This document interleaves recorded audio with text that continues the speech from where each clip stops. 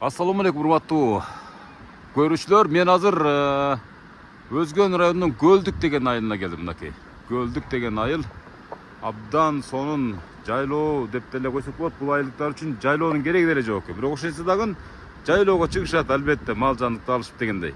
Мына ушул программада Эркин деген ушул айылда жашаган бир жакшынакай бир агабызды куттуктаганы келдик.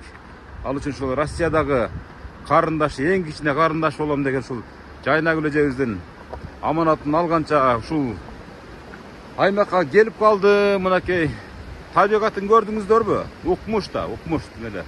Карабайсыздарбы? Кыргызстандай жер жок. Анын ичинде мына ушундай көлдүк айылдары сыяктуу айылдарыбызда бир топ. Карабайсыздарбы? Мынакей мондай көпүрө менен басып барып туруп, Кудай буйруса Эркин агабыздын көңүлүн бир көтөрөйүн деген бир максатта кетип баратам. Шаркырап аккан сууларды караңыздарчы. Өзгөн районунун эң алыскы айыл аймактарынын бири мына Көлдүк айыл аймагы. Мына ушул өрөөндө Эркин деген 1975-жылы туулган агабыз жашайт экен. Тагыраагы мага берген маалыматтарга караганда тиги 2 кабаттуу үйдө тоонун чокусунда үй бүлөсү менен бактылуу жашап жаткан учуру экен. Алыстан ушул күйөө балдары, карындашы жана ушул карындашынын бала чакасы менен кошо жакшынакай болуп туруп куттуктап, бир өзгөчө ушул программага киргизип коюнчу, Өмүрзак Азимкуловдун каналына каттатып коюнчу деген бир мүдө ойлору азыркы ушул секундтарда ишке ашып жаткан учуру. Тиги жерде мынакей бирөө жарым бешиктерди көтөрүп ары бери басып жаткан учуру мынакей. Бирөө жарым мени байкап калды окшойт. Ары бери чуркап жаткан байкап мындай көрүп атасыздар. Ушундай бир кереметтүү жайда жашаган Эркин деген агабыз жакшыга посту алабыз мынакей. Урматтуу көрүүчүлөр, монда 2 кабаттуу үй жанагы Бишкек Оштогу баягы байлардын аймагында эле эмес, мондай жакшынакай эле тоолордун, жайлоолордун тоонун капталдарынан эле Кыргызстандан кездештирүүгө болот. Мынакей карабайсыздарбы? Жакшысыздарбы? Аман эле отурасыздарбы? Эркин экенин үйү ишерби? Эркин экенин үйү ишерби? Жакшы. Мен ат жөнүм Өмүрзак Азимкулов. Ушундай бир туугандарды, анан келиндерди, аталарды, энелерди куттуктайм да. Анан Жайнагүл деген Россияда көптөн бери кимиңиз болот? Ушул үйдүн эң кичинекей карындаш болом деди да. Ошол мен ушул агам бир тууган агам. 75-жылкы Эркин деген агам. Ушул айылдардын бирине жашайт. Болгондо дагы жайлоосуңары бир ушунча бир кереметтүү айылда депчи. Ошону барып бүгүн туулган күнү экен, туулган менен куттуктап коеюн деп чечтим эле, барып бериңиз деп сурангандан келдим мынакей. Сиз кимсиз болосуз? Мен карындаш болом. Сиз да карындаш болосузбу? Жайнагүл эжеге окшош экенсиздер. Экөөңүздөр бир туугансыздар да. Мону кармаңыздар, но торт менен куру келбей ала келдим. Бул эми негизи белек бул программа. Ушул программага ушу бир туугандардын ортосунда мамилени бир даңктап коелучу деп Жайнагүл айымдын суранычын аткарып атам. Жүрүңүз. Кана баса бериңизчи. Агабыз каякта? Билебейби? Билбейт эле. Куу чыкпайбы? Каяктан алып келе калдыңар муну депчи. Кана жүрө бериңиз, сиз баштай бериңиз. Макул. Бисмиллахиррахманиррахим. Мынакей. Кандайсыздар, жакшысыздарбы? Ден соолуктарыңыздар жакшыбы? Эркин деген агабыз сизби? Сиз мындай тиги отура бериңиз, мейли, отура бериңиз. Колуңузда небереңиз бар экен, макул, алып алыңыз. Неберени алыңыздар. Небереңиз жакшы көрөт турбайсызбы? Эркин эке кандай отурасыз? Жакшы. Мени тааныбадыңызбы? Жок. Тааныбадыңызбы? Бул келет деп ушундай бирөө бакылдап сүйлөп келет деп бирөө жарым айтты айтпадыбы? Жок. Эч ким айткан жок. Азыр бирок коркуп кирдик. Эркин экенин характери кандай деп да ойлонуп кеттим. Ким келди деп кууп чыгабы депчи. Жайнагүл деген карындашыңыз бар, ооба. Мына ушул менин бир тууган агам. Мен эң кичинекей болом дейт, эркеси болом дейт. Азында эмеде турган ушулбу? Мынакей урматтуу көрүүчүлөр, мынакей. Жайнагүл кандайсыз, жакшысызбы? Ha, bo'ldi. Men sizni mınake bir boğrunuzun mаңдайында турам бакылдап жаратан бери сүйлөшүп атам мынакей. Урматтуу көрүүчүлөр, алыскы Россия жергесинде иштеп жүрүшкөн мынакей. Эркин агабыздын бир туугандарына сөз берели, гана иреттеп бир кутуктап жүрөктөгү сөздөрдү чыгарыңыздар.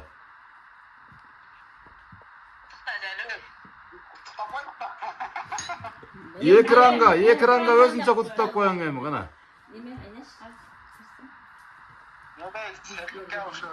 Tuğan gününüz kutlu bolsun, ömrünüz uzun bolsun, ardaim den soğukta olsun. Sizin peşenenizde, öğrelerinizin peşenenizde cadırap caynap жүрөңүз ardaim. Çingem öpümüzde, iki dünya baktı, bağlayın. Amin, rahmat. Kalpak негиз көбөйсүздөр жана эле жеринен баягы ырымына. Бирок программа негизги белек. Бирок урматтуу көрсө биздин салтыбызда мисалы калпак кийгизүү аземи сөзсүз орун алат. Кепканы ыргытып берип туруп калпакты кийгизип отуруп турган сүйлөштүрөлү. Мынакей. Аз болсо да көптөй кылып, арзан болсо да кымбаттай кылып көрүп коюңуз. Себеп дегенде бул программа негизги белек. Жайнагүл эжебиз өзү келгенде бир сапаттуу белек бешиктерди алып келем деп сөз берип атат. Кудай буйруса. Amin. Жайнагүл эже. Шынчасынан чоң рахмат. Агабыз өзүңүз тааныштырып койбойсузбу? Allah erkinge var olun, aman bolun. Allah'ım uzun ömür versin. Rahmat. Sizge жақсы көрөм. Sizlerden sağ Эрке карындашыңыз да, En gencim. эң кенжеңиз. Таган эркелетесиздер. O da. Sen açsan ben de ileteyim dedim o. Жайнагүл эже эркинеке ыйлап атат сыр бербей. Özünüz bana anlattıktan sürpriz var dediğiniz. Rahmat, rahmat. Bar olgula. Hanım olun, peşinizge var olun erkinge. Amin. Rahmat. Atamın oğluna aka oturuyoruz. Daima ömrümüz uzun olsun. Rahmat. Bir bolalı tuğanlar. Rahmat. Азыр бул бир тууганыңыз бу теги үстүндө. Al güye olan mı? Күйөө баласы. Жайнагүл эже үстүнгө бир улам беле аты ким эле? Gel Жайлообек айтканда, Жайлообек күйөө баласы менен мына урматтуу көрүүчүлөр, Жайнагүл эжебиз. Атыңыздар да окшош экен аты, Жайлообек, Жайнагүл деп. Мына ушул эркинеке Jayna жүрген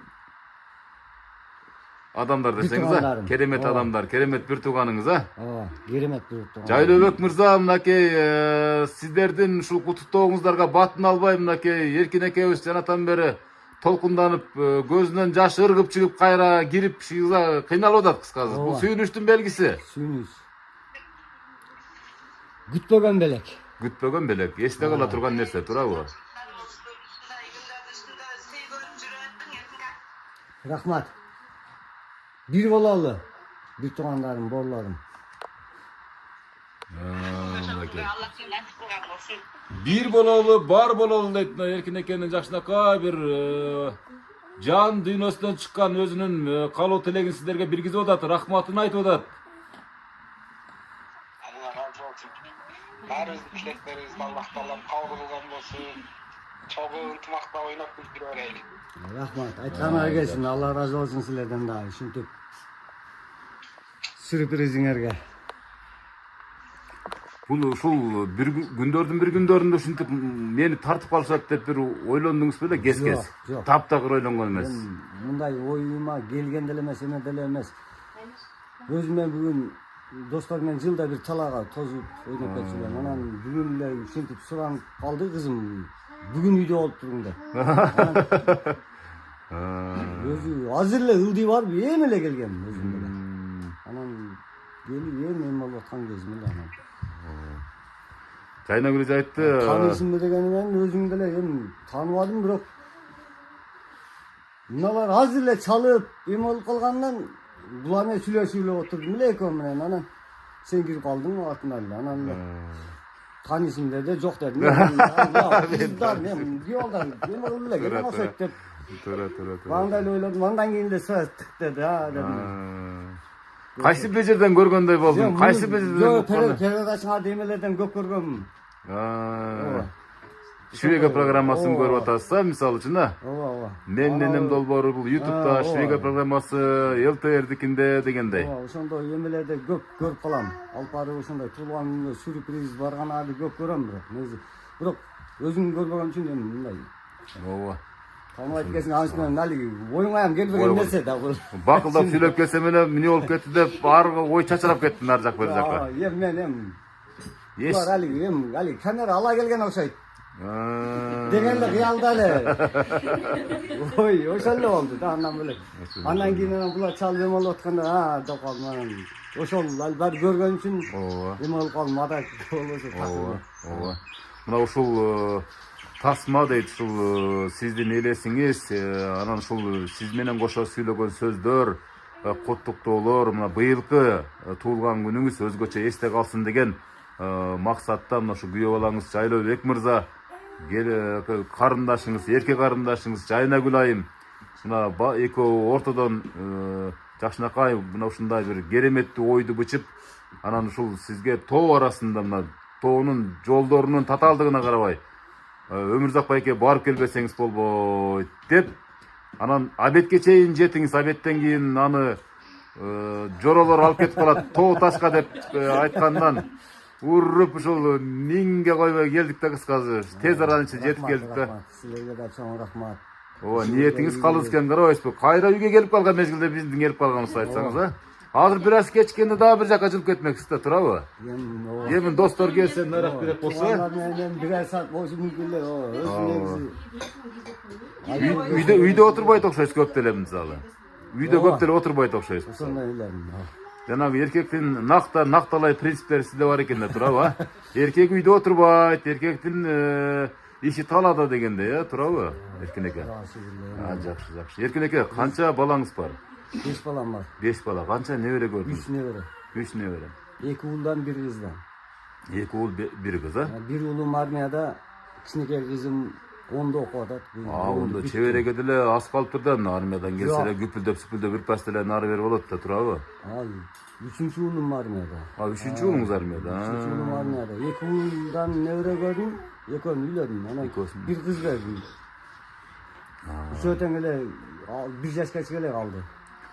Азыр ошондо 49га чыгып калдыңыздарбы сиздер, а? 49ду уже 50ге 50ге кадам баштадыңыздар. Бирок биз курак деле көрүнөт экенсиздер эркинеке мындай. Эч ким 50 деп ойлобойт да, 49 деп чынын айтканда. Өзүңүздү деле күчкүдөн көрүп 50 эмесмин деп десеңиз керек, турабы? Мен 49га чыккан жокмун депчи. Могу мынтип карасаңыздар, мен курактык эле экен. Мен экөөбүз мисалы классташпыз деп койсо ишене берет баардык элечи мисалы. Жаш көрүнөт экенсиз да. Өзүңүздү карап, мындай өзүңүздү сыйлап жүргөн адам экенсиздер эркинеке, чынын айткандачы. Айылда тынбайсыздар, турабы? Тоо ташка чуркайсыздар дегендей тирилик. Эң жакшы көргөн эмем өзү хобби меники тоо да. Өзүм тоодо жасаган тоого чыкканды жакшы көрөм. Тоонун эми көрттөрү, кандай санды, Касиеттери. Эми айылда анан кылган устачылык. Ошо. Эркинеке ушул 50ге чыкканга чейин мисалы 50 деп эсептеп кое берелеми? 49ду басып 50 кадам таштап калдыңыз да. Эмне жумуш кылдыңыз ушу 5 баланы чоңойтам деп? Эми мен кылбаган жумуш деле калбады чамасы.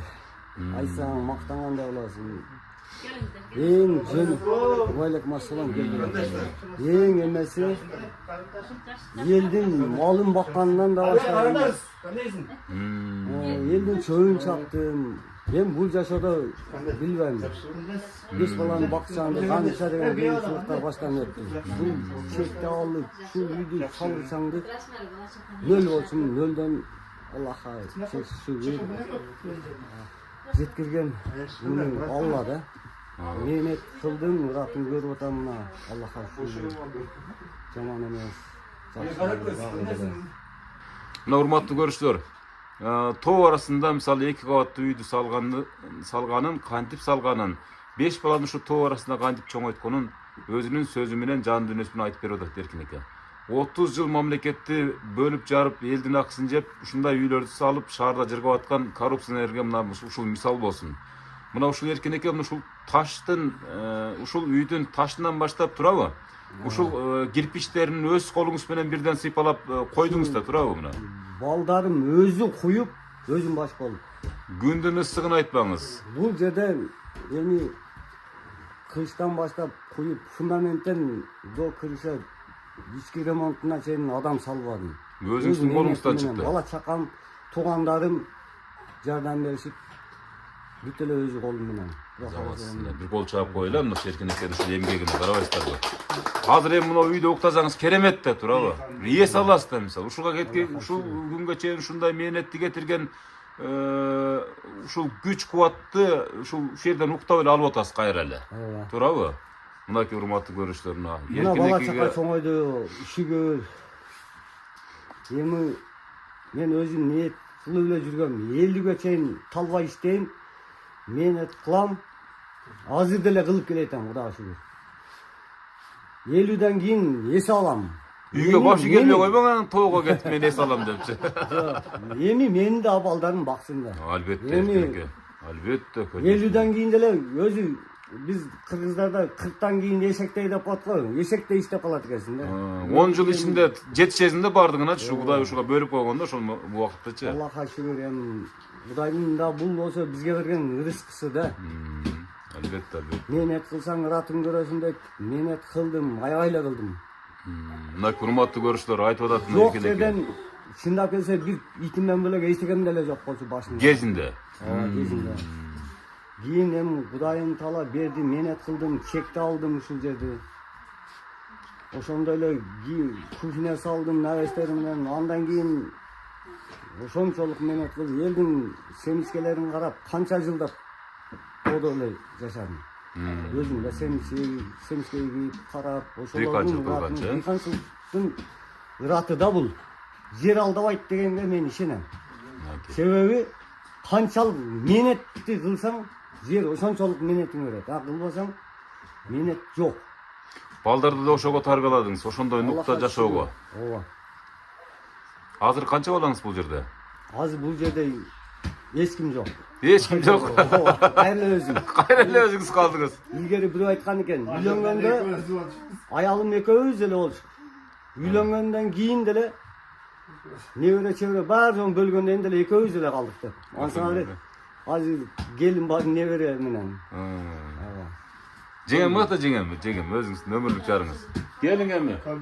Мына ушундай эркинеке төгүлүп атканда, эркинеке жарылып атканда жеңемин жанында отурбаса бир аз окшошпой атат да. Мына ушундай жашоого алып келген биринчи баягы эркекти хан кылгандагын, анан кедей кылгандагын ушу анын өмүрлүк жары деп келиңизчи. Мына ошонун жанына отуруңчу.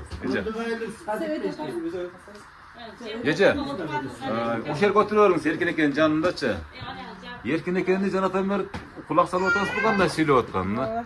Şunçalık bayağı bir bayağı Orusça aytkanda духовный söylüp atat da şunda canı menen mындай şunçalık söylөгөнүнө да мисалы өзү мындай бир эс алып атат да ар бир сөйлөгөн сөзүнөчү. Ушунча эмгек кылдык дейт, ушунча тамды таш салдык дейт. Жолдун аркы бетинде мен мактап келдим. Мынакей урматтуу көрүшчүлөр, урматтуу коррупционерлер, урматтуу байлар, жебичкичтер, мына накта менет маңдай менен жашаган, жашоо өткөрүп аткан нак кыргыздар монтип жайлоо болсо дагы 2 кабаттуу үйдү салып, ушинтип бактылуу жашашып атат. Эч нерседен камырабай. А силер жүрөзүңөр деп жарадан бери ушерге чейин сүйлөп келдим да. Анан ушунча менет кылдым деп атат эркинекечи. Карабайсызбы, ушунча аялым эки, эми сиздин дагы салымыңыз ополтодой да. Эркинекебиздин турабы эркинеке, аны эч ким жашта, мыйзам ченемдүү көрүнүш. Эркинекени ушундай бүгүн мактабаганда качан мактайбыз.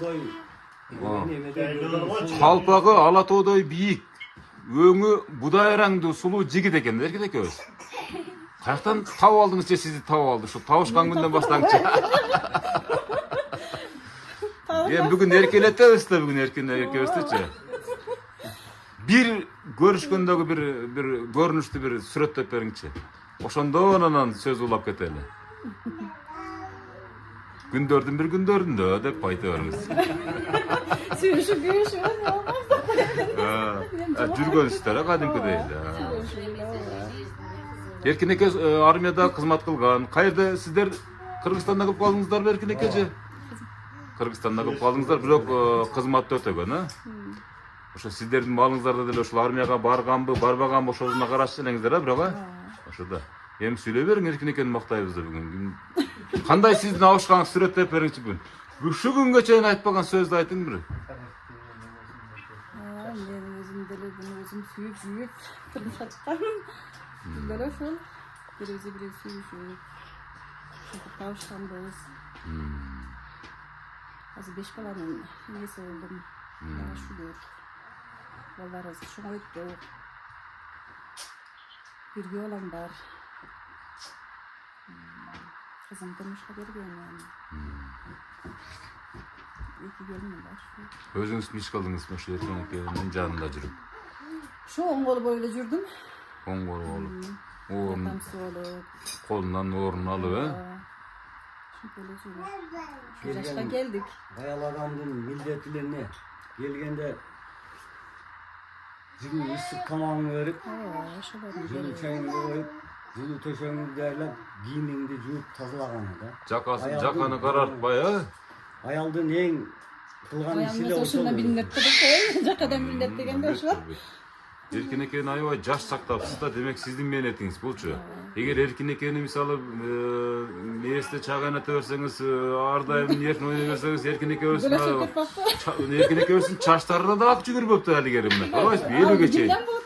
Биз 40-тын тегереги биздин чачтарды азыр ар бир чачтын бири ак да мисалы. Эркин экени жактан мактап атабыз ошончучу. Азыр деле кызганасыз Эркин экени. Бир жактан кетип калса. Тоо ташка көп. Aşıkça mı? Telefon öçürüp duyuş gerek diye. Bir tartmay turgan jaka ketiş gerek. Жакшы. Albatta. Ona şuna bak ki. Siz de kızganasız Erkin eke? Ayaldı özü sizlerden bir tiyuda bu ligetlerini aytkan mı? Ооба, туура айтасыз. Kızlar kızlardan tiyuda. Аял киши өзү эгерде ынсаптуу болсо, ыймандуу болсо, эркек киши болгондо баягы арыстан мүнөзүн гана көрсөтүп коет да, мисалы.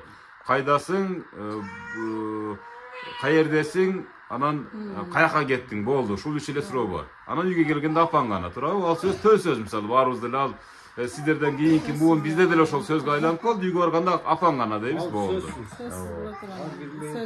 Эгерде жеңем үйдө жок болсо, кайра эшикке чыгып кетип каласыз, кадимкидей эле. Кудай жалгазын деп туруп. Жок. Мен келсем жок экен деп кой. Жок, антип эле көтөр. Мисалы үчүн мен өзү иште жүргөндөн келгенден кийин жок болсо эшикке чыгып бармаксың. Үйдө эле Кудайга шүгүр, кыздарым бар, балдарым бар. Үйдө эле отуруп. Анан көчөлөп эле эми көчөгө кайсы малда? Ар нерсенин убактысы бар, Ооба. Бир күнү бекер болосуң, күн жайт, ошол күнү досторум бар, мындай. Досторум келет, өзгөтөбүз, билетибиз бар, кичине билет ойнойбуз. Эми убакыт өткөрүштүн эмеси. Ооба да, мынакей азыр Эркин экөөбүз жайлоого чыгабыз. Бош убакыттарда досторум менен кичине ойноп, эс алып жайлоодон. Эркин экөөбүз айтат да жаңа. Эми эс алабыз дейт да, мисалы үчүн. Болду, мээнетти кылдык дейт мисалы. Эми мына 1 жыл калыптыр. 1 жылга деле жетпеген убакытта Эркин экеге эч нерсеге жумшай албайсыз. Сизди дагы эч ким эч нерсеге жумшай албайт. Эс алыңыздар. Эркин экенин ушундай ою, ушундай бир жүрөктөн чыккан ушундай бир ниеттери бар экен. Кудай бурса эс алып, мисалы, каалаган мамлекеттерге барыңыздар, туурабы? Өзбекстандан нары баштаңыздар, Дубай, Египет, жана башка. Андан аркысы ушул Кудайым насип кылса, умра сапарларына чейин барыңыздар, барып. Кудай буйруса, балдардын бардыгы ниетинде бар болсо керек деп ойлойбуз. Аллахка шүгүр ооба. Эми жок эмес бар. Аллахка шүгүр. Алиги баланы бөлүп кутуласың, небереден өлүп кутуласың дегенде эми балдарды бөлүп үйлөp эме кылдык, бөлүп жайлай элекмин. Эми Кудай кааласа булар бөлүшүм керек, жайлашым керек. Ого чейинен неберелер келип калды. Неберелер мине баштады. Өзүм балдарымды көтөрүп деле чоңойткон эмесмин. Себеби анда атам бар эле, чоң атасы бар эле. Бизде илгеркилердин салты бар. Алдында бала көтөрүп эркелетиш мүмкүн эмес болчу. Туура. Азыр деле мен балама айтып калам. Мен алдында эркелесем, о, чыгып алып эркелет. Мен алдында эркелет. Комнатасына кирип эркелетсин. Башка жака барып эркелетсин. Илгеркилердин салты да биз өзүбүздүн салтты кармасак анан так барабыз. Ошо салтты сиз балдарыңызга тарбия иретинде калтырдыңыз да мына. Балдарыңыз кудай берсе өздөрүнүн балдарына калтырат. Ошондо уланып кете берет. Илгеркилер мисалы үчүн чоң атасы бар да ака деп өзүнүн атасын ака деп эткен. Мен го ата эле деп өсөбөзүн. Өзүнүн атасын ата десин. Ооба, десин. Өчүңө да болот өзүнүн апасын. Бирок ошол дагы туура эмес. Мен деле туура көрбөйм. Анан мен эме кылганым ошо бирок ошо салтты кичине кармай жүрүш керек. Анан мен эмнеде отурсам анеде туруп эле деп эле эркелеп өтөбүз. Өзү негизи нидон эле болсо керек да. Биз мисалы мен өзүм айтып атпаймынбы, балдарымды ушуга чейин эркелеткен эмесмин. Азыр мына билбейм небереге байланып калдым. Мен неберелерди эркелетип, неберени айтсак го, небере шерималат дейт мисалы балага караганда. Азыр мага келип алса апасына ham бар балга. Ошол айтам да, сизде да ата деп да калат. Булар ошондой да баккан. Эми бул нерсе азыр мисалы ушул миграция агымы күчөп турган маалда бардык үй бүлөлөрдө бар да, мисалы бирден небере, жок дегенде экиден небере, мисалы ар бир үйдө ушинтип жашап аткан мезгилде бул бардыгы бала жашоо шартка байланыштуу.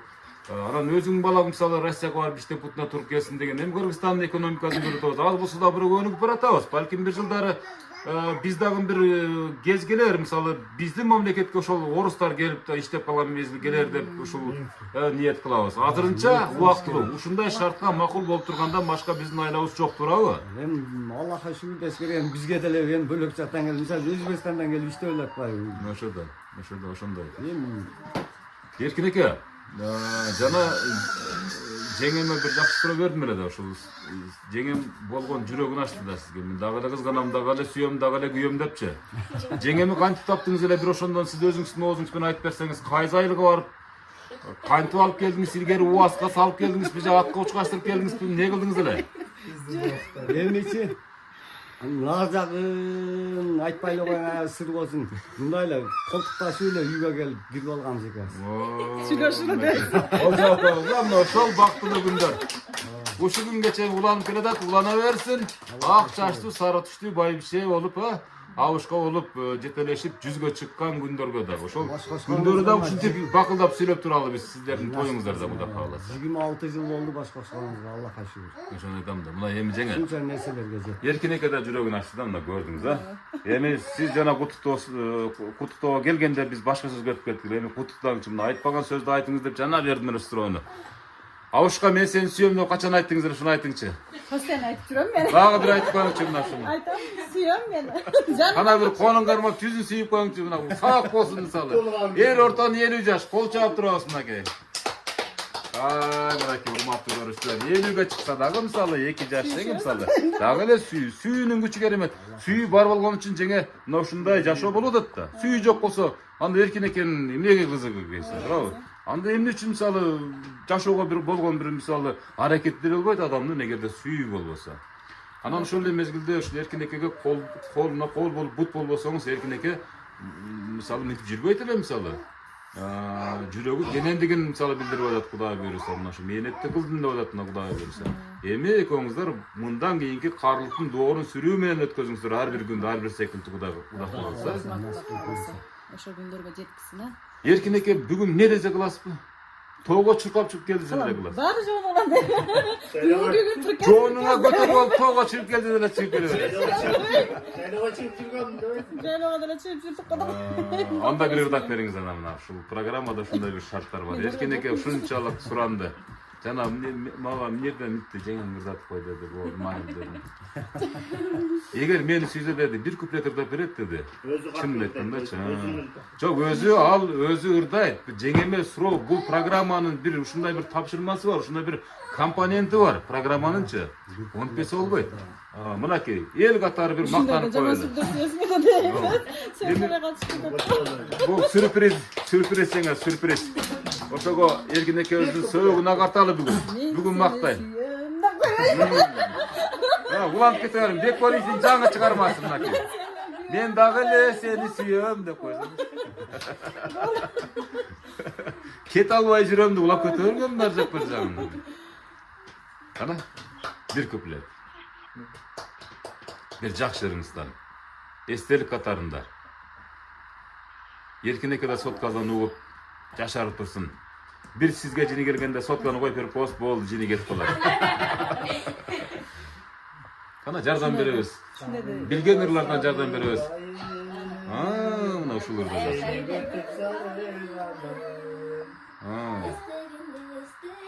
Шундай да эстен чыгып калат. Кана Билген Жүрек шешип кетели өрек зарга. Сунушумду жетке коштойбуз. Үйүбүзгө жолугуп калганда. Сыналып бир келген, сыналып бир келген бактыбызга. Сыналып бир келген, сыналып бир келген бактыбызга. Ай азамат мынакей эжебиз жеңебиз деп коелу. Себеп дегенде мына ушул күнгө чейин Эркин эке качан акыркы жолу ырдаганын уктуңуз эле? Отурсайын эле мен ойлотпаймынбы көптөн бери эле окшойт депчи. Кидичкасы жийми? Жийме деген анда эмеде. Yok, yakısı rahat. Мынакей урматтуу көрүүчүлөр, Эркин экебиздин өмүрлүк жарынын ырына ортоктош болдук. Анан буга чейинки айтпай жүргөн, айтып деле жүргөн ушундакай бир сырлуу сөздөрүн дагы жүрөктөн чыккан сөздөрүнө да ортоктош болдук. Ал арада ушул Эркин экебиз дагы мисалы бир куплет ыр даярдап отурат, жаратан бери биз сезип атабыз. Экөөнү ырдатып, сырдатып, андан кийин жашынакай кылып туруп андан кийин келген конокторго сөз берели деп атабыз. Эркин экеден бир ыр болсун, андан кийин сөз көтөйүн, Anneyler, ne olay Ana. ödeyim ya? Sizlerle versin mümkün. Ne olay ödeyim ya? Эркин эке мына ушул сиз түскөн армия үчүн ушу сиз ырдаган ыр гимн болуп калат. Ушул үй бүлө үчүн сиздин ырыңыз гимн болуп калат. Балдар кыздарың үчүн да гимн болуп калат. Kızım meneni bir bassam yaraşam bu. Kızımdın yaştığın men talaşam bu. Kızım menen bir bassam kalı ketemi. Ettin ay men kartayıp baratam bu. Oğlum meneni bir bassam yaraşam mı? Oğlumdun yaştığın men talaşam mı? Oğlum menen bir bassam kalıp getem ay. Ettin ay kapıray men ulgayıp baratam mı? Ayalım meneni bir bassam yaraşam mı? Ayalımdın yaştığın talaşam mı? Ayalım menen bir bassam uzup getem ay. Ettin ay kapıray men yaşarıp baratam. Abbale azamat bey. Ayalım menen bir bassam aşık getem. Ettin ay men yaşarıp baratam mı? Ay azamat мынакей урматтуу көрүүчүлөр, уникалдуу учур, өзгөчө учур мынакей ушундай көз илмемдерди сүрөткө түшүрүп, ушул көрүнүштөр эсте калсын деген максатты алдыга койгон. Ушул азыр дагы эле ушул жаратан бери тыңшап көрүп угуп аткан ушул Россиядагы күйөө баласы жана бир тууган карындаштын Аллахтын чексиз ыраазы болсун. Мына ушундай ырлар гана калат. Мисалы буга чейин бир тууганыңыз, же болбосо эң жакын адамыңыз, же өмүрлүк жарыңыз, же өзүңүздүн кан жаныңыздан жаралган балаңыз, алтын, сөйкө, шакек, Puldu dagы çöntöğüңüzдарга кыстарган чыгар. Бирок мындай бир элес калтыруу, мына ушу тасмага тарттыруу бул бир күн келет ушул учурду, ушул сүрөттөрдү миллион долларга да сатып албай турган учур келет. Ошондуктан ушул учурду так белгилеп, ушул күндү буйруп, анан ушул мен жөнөткөн ушул Жайнагүл карындашыңыз менен Жайлобек күйөө балаңызга бир кол чабуулар, Allah razı olsun. Алла ыраазы болсун. Эми урматтуу көрүүчүлөр, мынакей жакшынакай болгон ушул Эркин агабыз менен жеңебизди сүйлөтүп алдык, ырдатып алдык дегенде, андан кийин ушул туулган күн урматына келген бир туугандарына, дос жараларына сөз берели. Ким баштайт, а? Эже. Эжебиз бир тууган окшойсо? Эң улуусу, эң сулуусу мен болом деп баштайлы. Эң улуусу мен болом кыздардан, уулдан улуусу бул. Азыр эми ыйлактап аткан сиңдим ошон үчүн эметип атат да, эми ата ордуна, ата эне ордуна эне болуп экөөбүз баш көз болуп отурабыз ошол Оода жерде. өткөндөргө бейиштен башка Аяктан тилегибиз ошо жок. бейишин берсин, болсо көрсө болмокчуларды. Не дейт элегеним, эми кам ден соолугуң чың болсун, өмүрүң узун болсун, ошо уулдан урмат, кыздан кызмат көрүп, небире, чебирелердин чайын ичип, мөкөң кошо кары, ден соолук каалайм. Ушу бир туугандарга баш көз бол. Эми экөөбүздүн эмебиз экен, милдетибиз экен да. Ата ордуна, ата эне ордуна эне болот экенбиз. Ушулардын сүйүн көр, келген подаркаларымды берейин. Мынакей. Урматтуу көрүүчүлөр, бул Сарпай тапшырабыз эми биздин кан жаныбызга сиңип калган бул салт. Мынакей куру келбей бир тууган эжекебиз дагы ошол өзүнүн сарпайларын алып келген, мынакей азыр кийгизет, башына калпак салат дегенде мына жакшынакай кол чаап турабыз. Мынакей урматтуу көрүүчүлөр, бир тууган эжеси Эркин агабыздын Ошо ак калпагың башыңан түшпөсүн үтам. Ала тоодой көкөлөп. Балдарыңа баш көз болуп. мынакей костюм шима жалаң тойлорго кийип барсың, а мынакей. Балдарыңа баш көз болуп, костюмду жаап койдум. Мынакей костюмду жаап койсун, калганын анан тойго жакшы майрамдарга кийип туруңуз. Сарпайыңыз күзгө жетсин, өзүңүз жүзгө жетсин деп тилек кылабыз, а? Рахмат, рахмат. Анан кийин куругу бар окшойт, эжекебиз чукулап калды. Мына майдаленбай эле шарт курукту мына 1000 доллар ала келген экен, эринбей зерикпейчи, мына ушуга чай ичип коебуз. Кол чаап коебуз, мына урматтуу көрүүчүлөр. Рахмат эже, бар болуңуз. Мындан кийин жамалдык көрбө. Ушу балдардын зат сыйын көр, ушулардын чайын ичип кал. Рахмат, рахмат. Абдан кереметтүү сөздөр сүйлөндү мынакей. Сон бир туугандар аман болсун, а? Ана ага, келиңиз эми. Бери карап туруп сиздер бир сүйлөп коюңузчу. Сиз кимсиз болосуз? Assalamu alaikum. Ва алейкум ассалам. Келген меймандар, Дыгайдын тургундары, мен ушу Эркин досулум. Сага деле ушу эфирден айтып өтөйүн. Швега программасына Туура. Ооба. Тынбай көрөм да. Эгерки биз мына мурунку Союздун акыркы жылдарында окуп калган инсандарданбыз. Биз китепти көп окуганбыз. Sen Швега программасы, андан башка программаларды көп көрөбүз. Менин ушу Швегада сайып, ушу элдин бөлөк терс жактарын дайым теле аркылуу берип келесиң. Сага рахмат. Ачык эле айтыш керек. Жеме кылып айтып атканым жок. Дайым сайгылап келесиң. Элдин басып алган ар жактагы карапайым элди көтөрүп, бизге журтка алып чыгып атканыңа чоң рахмат. Ошол менен бирге бүгүн ойдо жок элебиз деле ушу кече туулган күнү экен деп досумду угуп алып мына бүгүн келип үйүнө келип сага жолугуп отурабыз. Досум мына чын сага айткандай мына үйдү мына биз жаңыдан 11-класс бүткөндө Союзда калып эметип кеткен жаман жылдар катышып болду. Илгери алиги ата мекендик согушта катышып ошо күндөрдү көргөндөн кийин биз унутуп калдык да кийинки жылдакы. Ошондо кийин Союзда калганда ошо жылды биз кийинки жылдакы адамдар көрүп калдык ачарчы. Кош айдап, сагара нан жеп, ошондо ушун досум айтты мына жерди өзүн чек өзүнүн кош айдап, сибичке эгип, satıp menet kılıp şu çekti algan şu dost. Oşondan şu bizim dostlar narkotikal 75-nji yılda dostlar bir-birimizni kuldap koldop nede steşke koyup fundament koyup şuvak birimiz koldo görsetdi şu üylerde jardan berip beribиz şu öz menetimiz kolumuz menen Kurup aldınız. kurup aldık. Mına oşon менен birge mına yaşımda kaldım.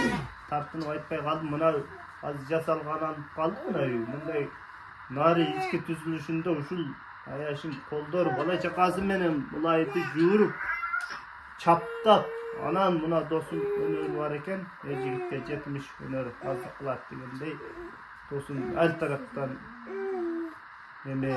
önörlü jigit mına özü uzdaken dışına münasip azırkı zaman bak ülgüdögü Kuruluş kuruluş materiallar menen kan saray kılıp oldu. Kan saray. Biz daim şu özümüzdük marekelerde, özümüzdük klastaşlık, dostluk, bayramlarda oturup mantip sonun alagan jeri uktap, alagan jeri oturup seyranda sürüyoruz. Kulağını tutmasın dostum. Tuğan uruğun menen, ağa tuğanın menen, oşonun arasında dostlarım menen daim birge ol dostum. Sonu çın bolsun. Şu daim şu menet kılganыңda çoğu beремгегин жежебейт дейт. Men ишенем. Daim menet kılsa Allah Taala özü karap turar. Жакшы күндөрдө болобуз деген ойдомун. Кулаңыз болсун. Рахмат. Кол жаап коюңуздар, урматтуу көрүүчүлөр. Ушул сиздердин ушул тасмаңыздар аркылуу ушул ким көрсө дагы ушул сиздердин балдарыңыздардын дагы балдары, туугандары жана башка кийин ушул баардык сөздөр алар үчүн бир чоң сабак болуп каларында шегибиз жок. Ömrünüz uzun bolsun, densoğluk çiğin bolsun, orman, şu baldarınızın peşenesinde şu siz bar bolun, aman bolun, bizim peşenebizge dağı yetekilegen bayağı 50 yaş yüzün jarmı olup kaltır hem 50 yaş yüzün jarmı 50 çıkan karı degende hem yaşlı olup жүрөңүз takır karvağınız ne diyeceğim, Cengiz siz dağı şu karmaşkan koldorulara dağı ile suyup tüvelükte boluruzlar ökönüzler. Suyum dep jarıldı misалы. Ança adam aytpayt turак чынын айткандачы. Tüvelükte ardayım ökönüzler. Baktıl olunuzlar, baktıl karlık sürüңüzler, şu ballarınız. Ne demek bu kütül böyle yerden ne oldu kaldı. Bir tuğan karındaş olursa, kançancı karındaş olursa? Ben төртүнчү. Төртүнчү. Жалпы канча bir туғансыздар Эргин ага? Жалпы канча bir туғансыздар? 9 bir туған, а? 5 kız.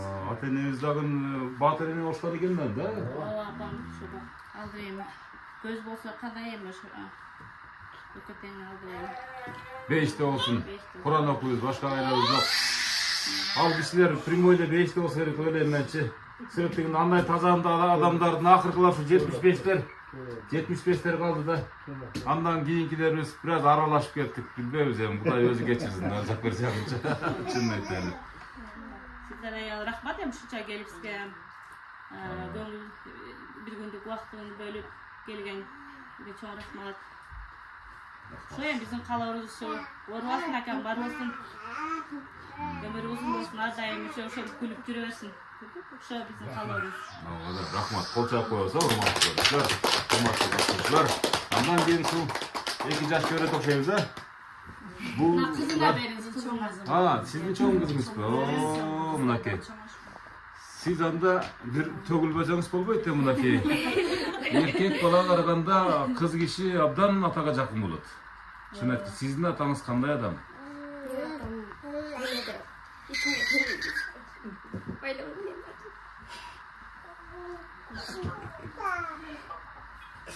Bu yürekten çıkan söz, bu farkındalığın belgisi. Kuvançtın göz yaşı.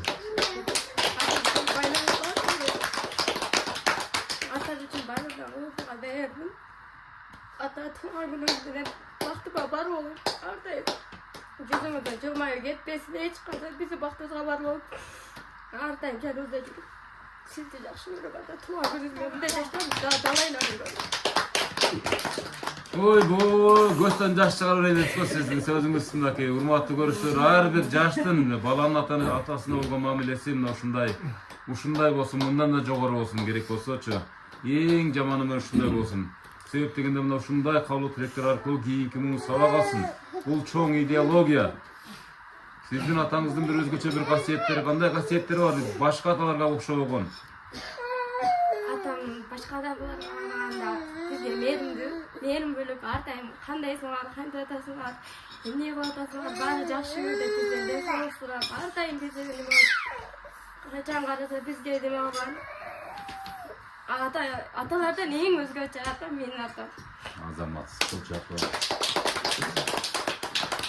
улуу кыз болосуз да ошондо улуу кызы мынакей себеп дегенде сиз эң жакшы билесиз да эң жакшы билесиз да кана экинчи кызы бияк ким болот бул жигит анда күйөө балаң сүйлөгөндөн кийин анан сүйлөсүн күйөө балаң пайгамбарым сүйлөт мен балаңыз окшойт депмин сизге берген сөз берген да негизиненчи Бул жактын кесүү мен болом. кана эми ушундай кайнатага түшкөн кайнатаны бир мактанчы күйөө балдар сурап болсун сиздин кайнатаңыз кандай адам экен Мен кайнатам мужик адам. буга чейин тааныйт белеңиз Жок, танабайт. Кайнатамды өз атамдай көрөм. Жакшы көрөм, сыйлайм, урматтайм. Ата тууганыңыз болсун, ар дайым биздин бактыбызга баа болуң. Дайым ушуну ачкасы койсунду туугандар бирге болуп ушундай отура берели. Неберелерибиздин дагы да чеберлерибизди көрүп, жүзгө чыгып атайын мындан башка. Дайыма жашап жүрө берем, атамдын көзү дайыма бирге болуңуздар. Там жүрөтүңүзгө куттайм ата. Ай, рахмат. Ошо кайнатаңыз менен кайненеңиздин батасын ала берсеңиз, бул бумеранг жашоо, анан ошол эле кезде өзүңүздүн атаңыздын апаңыздын батасын ала берсеңиз, бул кайтар дүйнө. Бул сөзсүз кайтып келет. Балдарыңыздан, неберелериңизден жана башка. Бир күн келип сиздер ушинтип бакый отуруп каласыздар. Ортон 50 жаш бат эле келип калдырмын, өзү сезбей калды эртең, дагы эле 18 жашмын деп турат, күтүлдөпчү. Кана, сизде сөз. Сиз кичинекей кыз болосузбу? Эң кичинекей. Эркелейсиз дагы эле. Канчанчы класста окуйсуз же студентсизби? 11 класс, мынакей, бүттү 11 класс. Эми 11ге көчтүңүз. Жакшы. Кана? Туған күніңіз менен көп жашам. Дүйнөдө дайыма жакшылыктарды сизге каалайм. Дайыма ушундай көптөгөн жакшылыктарды өткөзүп жүрө бериң. Пешенеңизге дайыма жылмайып жүрүңүз, баарыңыз. Сизге ачадай жаштык, муктадай таттык өмүрдүн күнүн каалайм. Атаңыз жакшы көрөсүзбү? Кана бир кучактап коюңуз, жакшы көрсөңүздөр барып берип. Жытын-жыттап урматтуу катышуучулар, мына ушу баардыгыңыздар кулак салсаңыздар, мисалы үчүн ата-эненин жытындай жыт жок. Бул дүйнөдө өзгөчө атанын жытындай духи жок. Мындай духини Франциядан дагы сатып албайсыз. Чынын айткандачы. Эрке кызым да. Эрке кызыңыздар. Ушуга баардык ушул жан дүйнөңүздү арнайсыз деп айла жок, кичинекей эле. 11'de okuyanda dağı apamın tak yakınına yok sizin zaten apamın yanına yakıp kayıttı. Туура айтасыз. Erken. Ооба, эми ушу кыз киши мисалы, мен дагы пайдаланып айтып коеюн, мен да ушундай кызым бар да. Азыр ушул күнгө чейин ата колуңузду кармап жатайын, уктагандан кийин кетип каласыз дейт. Анан колумду берем, анан уктайт, анан кетип калам да, ошондой да. Кол чабуулар мына, ушундай кыздар көп болсун, Ben mınalar gelip mınalar erkelep uşular. Ошону айтам да. Yeneye başladık ya. Небериден өлүп кутуласың деп жана бекер айтпадыңыз да, ошонучу. Mini Бирок vardı. ушулар менен эс аласыз да. Кийинки эс алуу мына ушулар менен болот. Мисалы башка мамлекеттерге барасызбы, жайлоого барасызбы, ушуларды алып алып эс алган жакшы. Nasıl kıl böyle? Белекечилер окшойт да, белек бешкектериңиздер тапшырып коюңуздар. Азыраак болсо да сизге Ой, сиздердин өздөрүңүздөр подарка өзү негизи, туурабы? Туурабы? Мына ушулардын өздөрү подарка. Рахмат, мынакей. Калпаңызды дагы. Gelgenler padarkan. Ооба. Аман эсен жүргөнүңүздөр подарка. Бактылуу болуп эле жүргөнүңүздөр байлык мына ошо энелер үчүн. О, мынакей бир тууган карындашы жакшынакай болгон корогун подарок этти да. Ай, азамат. Бүгін ошо биздин таатыман кийинкилер жол башчыбыз кайнагам туулган күн экен, ошо туулган күнү менен чын жүрөктөн куттуктайбыз. Ошо биздин жол башчыбыз болуп, оорубасын, ден соолукта болсун, жеңем экөө ар дайым ушу биздин башыбыз болуп жүрө берсин. Туугандыктарыбыз менен ар дайым бар болойлу. Акама чын ден соолук, узак өмүр каалайм. Ай, рахмат, урматтуу көрүштөр. Эркин агабыздын бир тууган энисинин келинчеги экен, мынакей жашына койгон калпактарын салып, андан чөнтөгүн чукулап калды, куругун тапшырып, анан кийин аманат сөздөрүн айтып кутулду. Бактылуу болуңуз сиздер дагы. Ушул туура эле кайната ордуна кайната. Ушул адамдардын батасын ала берсеңиздер, эч качан кем болбойсуздар. Бар болуңуздар. Мен айтарым Эркинге, ден соолугу болсун, үйлөсү менен тынч болсун. Ушу мына небелер бар. Ушу кыздар менен бактылуу болсун. Эркинге кааларым өмүрү узун болсун, ден соолугу чың болсун. Мына кана ашым кайта жүрөт. Ошого кармашкан колдору үзүлбөсүн, элайым жүргө чыгсын. Мен айтарым ошол эле. Кошуназ болосуз биякта. Мен кошуна дос болом. Досу дагы кошуназ да болосу. Классташ достор. Классташ достор менен. Ушу эркин туулган кут болсун, үй бүлөсү менен бактылуу болсун, балдарын күнү күшүн көрсүн, ушу жакшылыктар болсун, тойлор жакшылыктар гана болсун. Тойлор болсун. Бу үйлөр жалаң тойканага айлансын, тойлор. Өмүрлүү болсун. Ай, рахмат эче. Эркин эке, мына Перик сиз мененчи 1 саат сүйлөшүппүз. 1 сааттан бери мына ушул сизди эми болгон аракетибизди кылдык. Мына ушу Россиядагылар бир тууган карындашыңыз, анан мына ошол жерде улуу бир туугандарыңыздардын баардыгы ушул досторуңуз, жоролоруңуз, өзүңүздүн кан жаныңыздан жаралган кыздар, балдарыңыз куттукташып, мисалы, болгон мүмкүнчүлүккө жараша аракетибизди кылдык.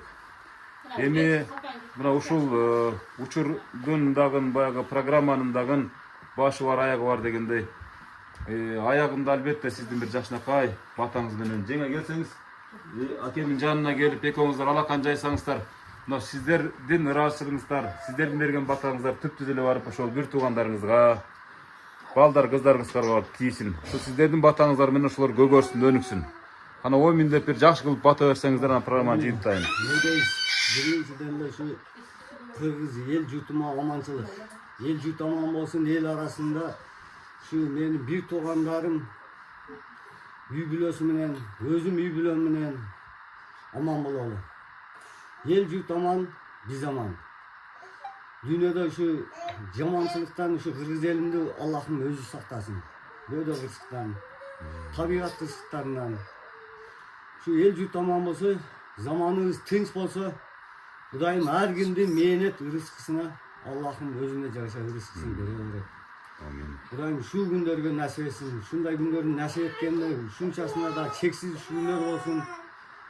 Бар бололу, бир бололу. Бир туугандарым бар жоңорго рахмат. Ушу алыстагылар, ушундай сюрприздериңерге рахмат. Жакында отуруп, мындан ашык сюрприз болбосо керек, билбейм, өзүм күткөн маселем. Эми толкундо бөлө берген. Эфир алымында өмүрү отурган эмес болсок дагы биринчи жолкусу. Мындай нерсе болгон эмес. Эми иним сага дагы бир жакшы сөздөр. Ишиңерге ийгилик. Ар дайым ушу элдин кызматында болуп, элдин батасын алып, бата менен эл көрөт, жамгыр менен жер көрөт дейт. Ишиңерге ийгилик. Силер да үй бүлөңөр менен тынч болгула. Ушу мен дүйнөдө кыргыз элинен нени кааласам, бир туугандарыма, эл жутума, өзүмө да ошону эле каалайм. Барчылык, токчулук, молчулук ар дайым жылмаюу кетпесин кыргыз элинин жүзүнөн. Тапачылык алыс болсун да ушу жылмайып гана жүрүсүнчү. Эл азыр карасаң бар жогу шашып калган, бар жогу байлык издеп калган. Эми каяка шашып баратышат, өзүң деле түшүнбөй каласың карап туруп. Ушу мен Алладан тилерим ушу. Эч бир эл шашпасын. Аллахым берип келген бере берет. Тооба кылып, ырыскысына каниет кылып жашайлы. Ай, рахмат. Сону сөздөр. Амин. Айтпаңыз келсин, урматтуу көрүшчүлөр. ушундай жакшынакай үй бүлөгө келип, мен дагы ыраазы болдум. Ошол менин программасы, ушул негизи эле бир туугандардын программасы, мисалы менин ата-энем программасы баардыгын жууруштуруп турган ушундай бир учурларга чагылдырууга бир көмөктөшкөн, бир себепчи болгон бир туугандарга дагы жалпы баарына Аллахым ыраазы болсун. Ошо өзгөчө ушул бир тууган карындашыңызга, ушу күйөө балаңызга, анын бала чакасына, өзүңүздүн бала чакаңызга Аллахым ыраазы болсун. Ар дайым жеңем менен жетелешкен колуңуздар эч качан ажырашпасын. Ушул бактылуу каарлыктын доорун гана сүрүп жүрүңүздөр. Урматтуу көрүүчүлөр, сиздердин да ушундай атаңыздар болсо, апаңыздар болсо, жакыныңыздар болсо, куттуктаганга шашыңыздар. Бул программа Кыргызстан боюнча гана жалгыз программа. Жалгыз гана ушул суугун да тарткан, ушул ийгилигине да ушул да бир машырганган, ушундай бир өзүнчө бир канаттанган жалгыз эле уулуңуздар бар. Өмүрзак Азимкулов менин программасы, менин ата-энем программасы, бир туугандардын программасына келип, ушу жазылганга, тарттырганга шашыңыздар. Жакшы туруңуздар эркинеке. Бул үйлөр тойканага айлансын. Кийинки тойлорго дагы ушинтип бакылдап келип, алдыңыздарга сүйлөп турайын. Амин. Үйлөрүңүздөн Кулайым кут кетпесин. Рахмат. Жакшы туруңуздар. Иштериңе ийгилик. Ар дайым ушундай элдин жакшы маанайларын, жакшы күндөрүн гана тартчы. Рахмат. Эркинеке өзүнүн жүрөктөн чыккан суранычы. Жакшы күндөрдү тартчы, ырдатчы дейт, бийлетчи дейт, колдон келсе дейт. Ушундай жакшыларга бир ниеттерин билдиришти. Көйгөйсүз эл болбойт. Көйгөйүн да сөзсүз чыгарыш керек. Антесең Тура. бар жок эле жакшы жагын тартып берсең эл жыргап аттыр деп да ойлонот. Ошол айтам, буларда проблема жок экен деп. Проблемасы жок. Жалаң эле жыргалтырлар булар, ошол ашып кетти дейт. Туура айтасыз. Жакшы туруңуздар, аман эсен болуңуздар. Амин. Жакшы туруңуздар. Рахмат эне. Рахмат, амин. Жакшы туруңуздар.